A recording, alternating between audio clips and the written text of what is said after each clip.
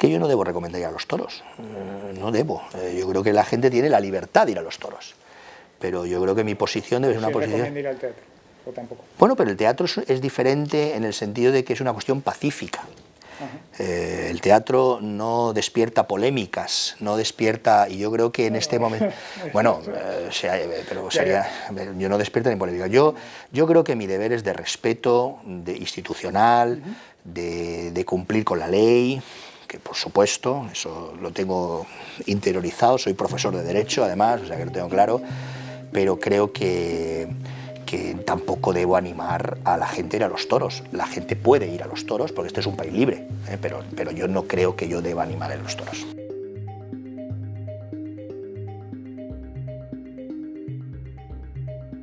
El Estatuto del Artista lo que hay es un informe, por cierto, que yo valoro muy positivamente, tanto del trabajo del anterior ministro como del trabajo parlamentario que se hizo, porque fue resultado de un consenso que a veces es...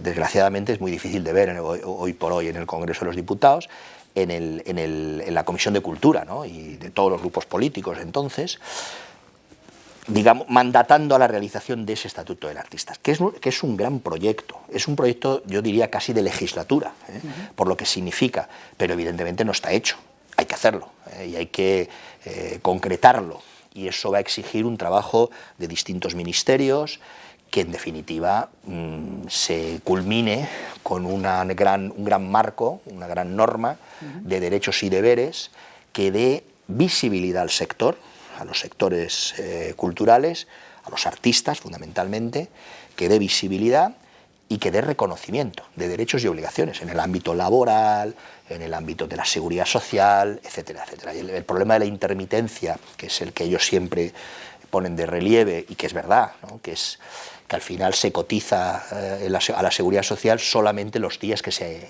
actúa, ¿no? Cuando hay detrás un trabajo muy importante. Una bailarina, por poner un ejemplo, antes de actuar, pues está ensayando diariamente, ¿no? Y todo eso, digamos, no cuenta, ¿no? Y por tanto tenemos que ver la forma, con el Ministerio de Trabajo, con Seguridad Social, con Hacienda, de dar contenido a todo eso. Pero eso está por hacer y eso es un trabajo que ya hemos iniciado internamente, recogiendo el testigo de lo que se hizo por el ministro anterior y desde el punto de vista parlamentario, pero tenemos que desarrollarlo y eso va a exigir un tiempo. ¿Estará en esta legislatura? Yo espero que sí, y ese va a ser mi empeño y mi voluntad.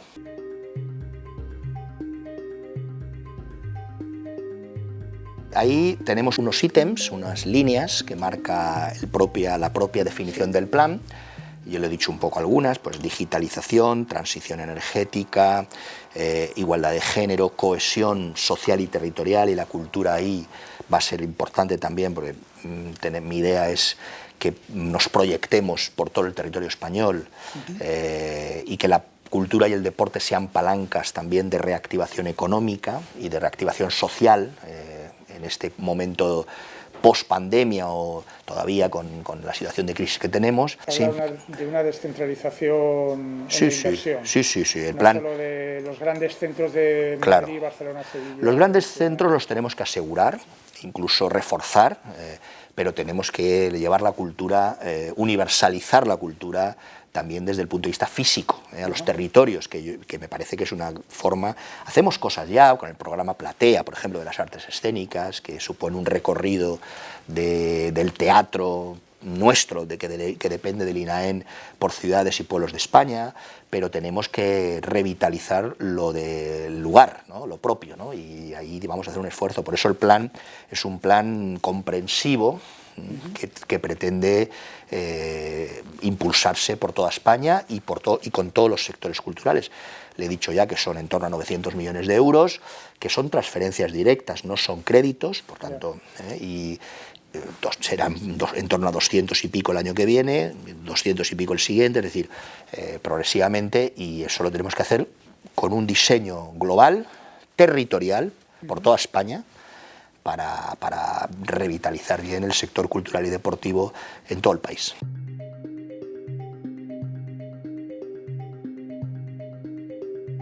Es una pregunta profunda, y además propia de Juan Diego Boto, que está preocupado por el fondo de los temas, ¿no? Bueno, la verdad es que estamos trabajando también con educación. En la ley de educación hemos hecho nuestras aportaciones también desde el Ministerio de Cultura. Yo soy un convencido de la importancia de la cultura en los currícula de los estudiantes, en un sentido amplio de cultura, y digamos tenemos que ser capaces también de con todos estos planes que tienen que ver también con cohesión social, atraer al público joven también a muchos espectáculos, ¿no? Ayer hicimos una campaña que digamos trasciende a las generaciones y trasciende al público, a los distintos públicos, y que pretende lanzar el mensaje de que la cultura es segura y la cultura es necesaria. Yo insistí en las dos cosas, no solo que es segura porque son espacios que estos meses se han cuidado con los protocolos y hemos comprobado, hemos visto que no ha habido brotes en los espacios del cine, del teatro, de los conciertos de música, etcétera, sino que también es segura. Yo esto lo tengo muy interiorizado, incluso hago casi una reflexión filosófica desde mi condición de que está vinculada a la dignidad humana, a la condición humana. No seríamos humanos sin la cultura. Si lo que nos distingue del resto de seres vivos es esa capacidad que tenemos de crear, y por tanto esa cultura que se va asentando a lo largo del tiempo, que tenemos que defender, que tenemos que proteger, y también la cultura que tiene que ver con la pluralidad de expresiones. Nuestro país es un ejemplo de eso, es un país plural y diverso, ¿no? Y yo creo que todo eso tiene y debe proyectarse en los estudiantes, conocer a través de las distintas materias. Es una cuestión transversal, esa mirada, ¿no? Esa mirada de la cultura como una parte fundamental del ser humano y del ser social, ¿no? Es imprescindible, ¿no? Y lo tengo muy claro.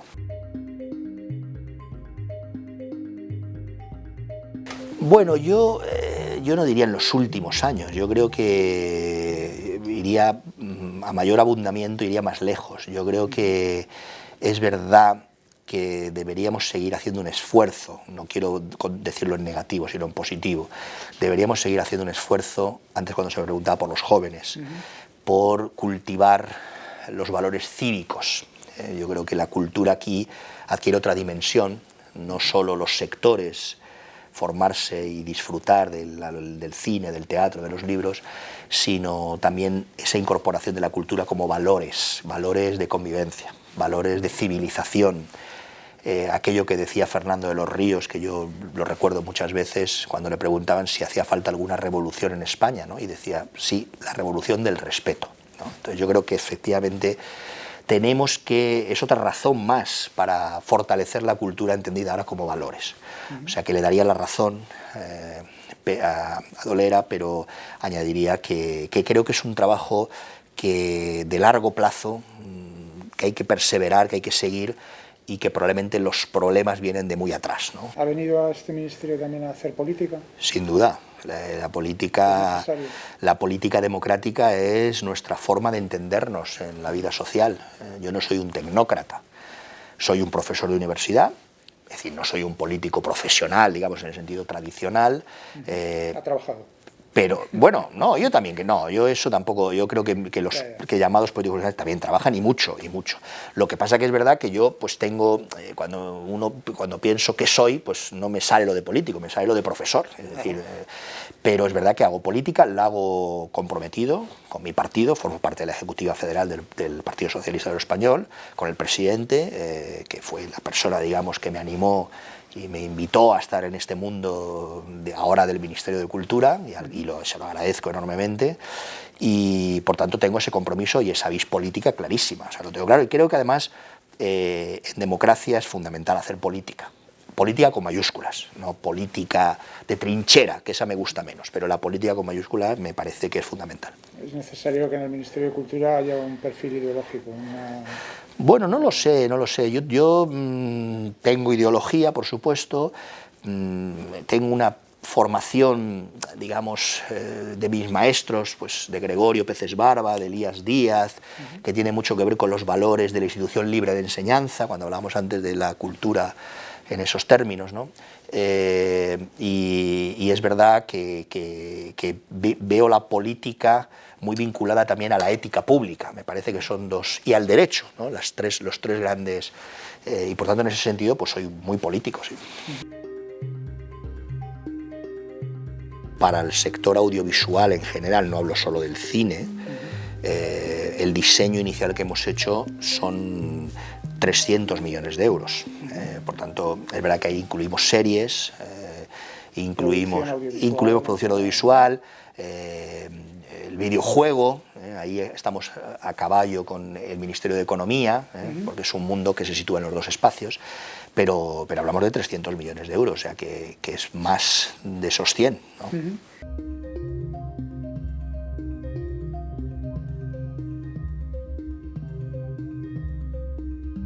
Bueno, primero reconocer todo eso, me parece que dan el clavo, así es, así se lo dije a ellos cuando vinieron, a los representantes del flamenco al Ministerio este verano, que estuvimos juntos. Ahora he estado en la Bienal de Sevilla, que me decían, por cierto, que era la primera vez que en mucho tiempo iba un ministro de Cultura, la Bienal de Flamenco, y vi lo que significa además un flamenco muy versátil, porque está el flamenco puro, clásico, pero vi también espectáculos, un espectáculo en concreto maravilloso, de casi era un musical, ¿no? Y yo pensaba, bueno, esto en Broadway tendría un éxito enorme, ¿no? Con esa mezcla de géneros, de jazz, de flamenco, etc. Yo tengo clarísimo que es así. En mi reunión, ahora estamos como estamos, en la situación de pandemia, de ayudar a los sectores desde el punto de vista material, de decirle a los ciudadanos que pueden ir a la cultura, es decir, también a la danza y a la música flamenca con tranquilidad, porque los espacios son seguros.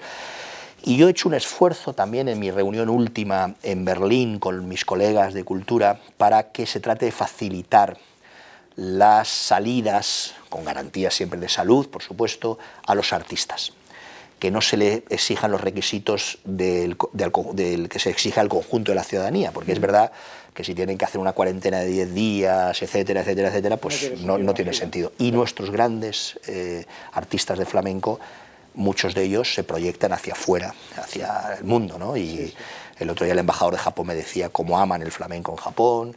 Es decir, es una de nuestras señas de identidad y tenemos que protegerla y preservarla, ¿no? Y yo estoy dispuesto a poner recursos también ahí para ponerla en valor.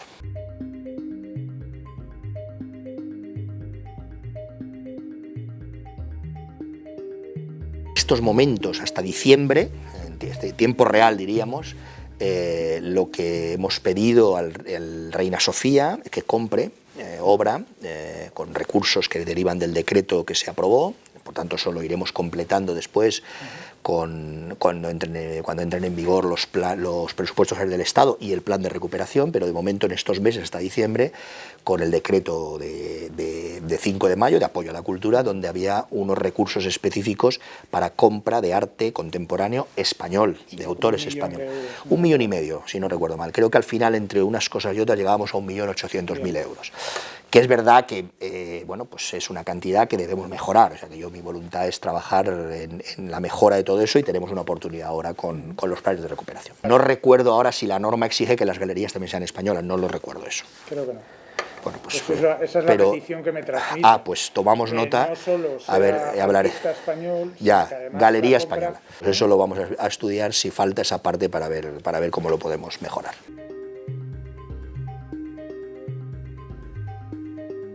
Bueno, yo no diría eso, no acepto. Mi voluntad no es marginar a nadie ni excluir a nadie. Al contrario, tengo una interlocución fluida con Victorino Martín, que es el presidente de la Fundación Toro de Lidia, al que le tengo respeto y afecto personal. Yo tengo respeto por la tauromaquia, como no puede ser de otra forma, un respeto legal y un respeto personal. Lo único que nosotros entendemos que desde el Ministerio de Cultura, que no podemos prohibir, evidentemente, porque además está reconocida, ni podemos ni debemos, como bien inmaterial, como patrimonio inmaterial, por leyes de estos años pasados, pero tampoco me parece que yo deba fomentar ir a los toros. En ese equilibrio, yo creo, racional y respetuoso con la tauromaquia, estoy, ¿no? Y por tanto, pues todo mi respeto, o sea que no hay nada de marginación ni de discriminación. Estamos incluso trabajando para resolver lo antes posible con el Ministerio de Trabajo, con el Ministerio de Seguridad Social y con Hacienda, o en su caso a través de las enmiendas, la protección de los trabajadores de la tauromaquia que se han visto muy perjudicados en estos meses sin actividad. Por tanto, mi respeto es total. Pues ahí tenemos que reforzar, aunque no depende de nosotros, digamos desde el punto de vista orgánico o institucional, el Instituto Cervantes. Yo creo que el Instituto Cervantes es nuestra gran palanca hacia el mundo, ¿no? Sí. La creación del nuevo instituto, de la nueva sede en Los Ángeles, por ejemplo, yo creo que es fundamental. Es la cuna allí ahora, el lugar del español, de los hispanohablantes americanos, latinoamericanos, y yo creo que la gran forma es el Cervantes. Es la gran herramienta, digamos, de proyección de nuestro gran idioma, el castellano, el español, y de las demás lenguas españolas, no solo del castellano. Y en segundo lugar, tenemos una oportunidad fantástica con la Feria de Frankfurt de 2021, donde España es país invitado de honor y, por tanto, ya estamos trabajando. Yo creo que hoy sacamos ya damos un primer paso con algún mensaje en los medios de comunicación y vamos a trabajar este año por delante con Acción Cultural Española, que es la otra gran palanca nuestra, en esa proyección cultural española en el mundo, que es una de de la marca España junto al deporte más exitosa, ¿no? Lo vimos el otro día con Nadal y lo podemos decir con nuestro idioma, ¿no? Es decir, cómo llegamos al mundo y cómo nos reconocen y nos aprecian, ¿no? Y por tanto hay que reforzar esa dimensión internacional, que por cierto también está entre los ítems del plan de recuperación de la cultura, la internacionalización, y yo creo que esta es la vía del Cervantes, de acción cultural y de nuestra presencia con el libro y con la cultura en general en Frankfurt.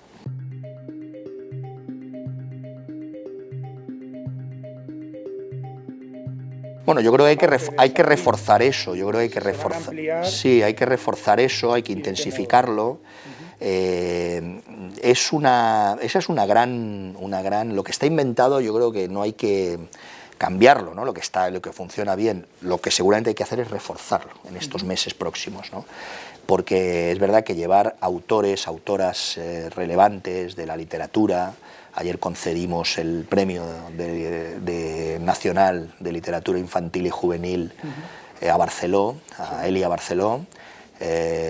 Llevarles a los colegios, a los institutos, es una manera directa y perfecta de fomentar esa lectura, que los conozcan, que son referentes estos autores, y por tanto es fundamental, ¿no?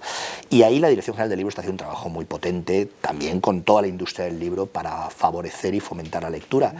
Por eso nosotros incidimos en este momento de crisis en que la ayuda principal, los 4 millones de euros importantes que pusimos en el decreto, fueran para las librerías independientes, para las librerías de barrio, diríamos, que son para las librerías también sectoriales, de libros específicos, que nos parecía que ahí era donde había que poner el énfasis, porque es lo que permitía que la maquinaria del libro funcionara, y también por la vía de la digitalización. Es decir, le cuento que en estos meses de pandemia ha aumentado un 50% los ebooks, la compra de ebooks, ¿no?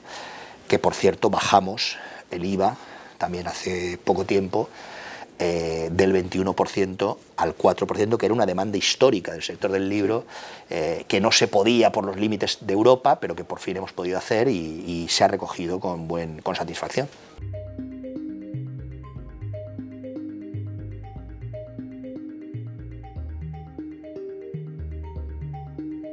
Yo tengo que decir que algunas ferias han funcionado muy bien, ¿eh? Por ejemplo, yo la visité físicamente, fui personalmente hace pocos días a Pamplona, la Feria del Libro de Pamplona, la recorrí completa, hablé con todos los libreros y me decían que había ido muy bien, que habían vendido, que la gente se acercaba con entusiasmo. Yo creo que tenemos que, como con todos los sectores, aprovechar este gran plan Marshall, que no es Marshall, pero que en definitiva es el reconocimiento de Europa consigo misma, porque no es otra cosa. Cuando hablamos del Estado de Derecho, muchas veces yo digo, bueno, el Estado de Derecho, claro que es el imperio de la ley, que es la separación de poderes, que es el control jurisdiccional de la administración, pero es también el reconocimiento y la garantía de los derechos de las personas, de los derechos fundamentales. Y los derechos culturales tienen que estar reconocidos, ¿no? y reconocidos en las normas y reconocidos en la realidad social, ¿no? Y ese es mi esfuerzo, que todo ese plan, que tiene un gran diseño, cada sector de este ministerio ha hecho un trabajo enorme, que quiero agradecer además, para hacer un diseño de medidas, de planes, de actuaciones, para favorecer el fomento de la lectura en este caso, y la directora general del libro ha hecho un trabajo excelente. Bueno, porque la memoria siempre tiene que ser una memoria que nos reconcilie, yo lo digo siempre también, que cierre heridas, que sirva también para aprender lo que no debemos volver a hacer, ¿no? Ese es el sentido de la memoria. También para honrar a los muertos, honrar a las víctimas o de la dictadura franquista o de la guerra civil, de los dos bandos. Es decir, ese es el sentido de la memoria de un país, ¿no? Y yo soy muy defensor de eso, de hacerlo además con limpieza, con mirada limpia, con ese espíritu de reconciliación nacional que supuso también la Constitución del 78, pero creo que las personas que sufrieron la dictadura merecen ser reconocidas y honradas, ¿no? Y cualquier país democrático que se precie, pues lo hace con normalidad y con naturalidad. Y a mí lo que me gustaría es que en esto estuviéramos todos, ¿no? Todos, es verdad que no estamos, pero me gustaría que estuviéramos todos los partidos políticos. Era por tanto una ley necesaria. Sin duda, necesaria y justa, las dos cosas. No, yo no me pongo nota, no me las ponía. Bueno, voy a contar una cosa, que la tengo como muy a gala y la sé de hace poco. El otro día, como yo daba clase en la Academia de Oficiales de la Guardia Civil de Aranjuez, estuve dando clase 8 o 9 años de Derechos Humanos, Constitución, de Ontología Profesional. El otro día me llegó un mensaje de un teniente coronel, ya que entonces era alférez, cuando yo le daba clase, y donde decía que cuando vieron que era ministro, que todos los de la promoción brindaron, ¿no? Y dijeron, qué buen ministro, ¿no? Y la verdad es que eso me ha llegado al corazón, no lo puedo ver, pero yo lo voy a poner nota, ¿eh? Esto es muy difícil, es un honor, por supuesto. Yo estoy muy agradecido al presidente que confiara en mí, que pensara en mí. Han sido 9 meses muy duros, pero yo no me puedo poner nota, me lo pondrán los españoles y lo harán bien, seguro.